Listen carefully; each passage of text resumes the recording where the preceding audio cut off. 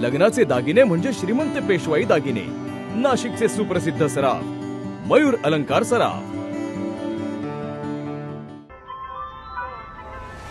ताज्या बातम्यांसाठी नाशिक न्यूजच्या YouTube चॅनलला सबस्क्राइब करा आणि बेल आयकॉनला प्रेस करा।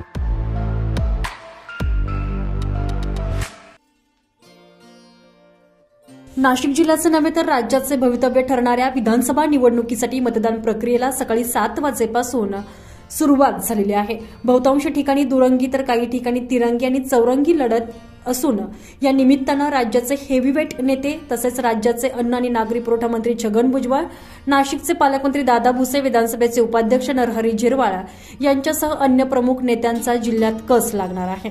नाशिक पूर्व मतदारसंघातून महाविकास आघाडी आणि महायुतीत सरळ लढत पाहायला मिळते। महायुतीकडून विद्यमान आमदार राहुल ढिकले हे उमेदवार असून त्यांनी आज काळाराम मंदिरात काळारामाचं दर्शन घेत आपला मतदानाचा हक्क बजावलेला आहे। नागरिकांनी मतदानाचा हक्क बजावून लोकशाही बळकट करावी असं आवाहन यावेळी विद्यमान आमदार राहुल ढिकले यांनी केलेलं आहे। मतदान हा घटनेने दिलेला आपल्याला अधिकार आहे आणि लोकशाहीचा हा उत्सव आहे।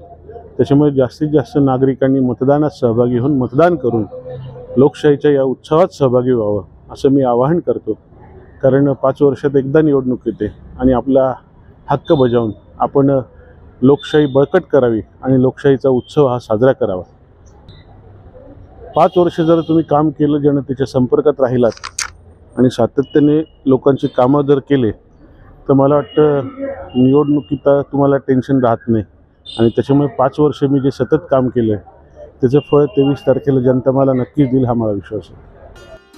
दरम्यान पूर्व मतदारसंघात अतिशय चुरशीची लढत यंदाच्या वर्षी पाहायला मिळते। त्यामुळे विद्यमान आमदार राहुल ढिकले यांच्या गळ्यात दुसऱ्यांदा आमदारकीची माळ पडणार की नागरिक महाविकास आघाडीच्या बाजूने कौल देणार हे पाहणं औत्सुक्याचं ठरणार आहे।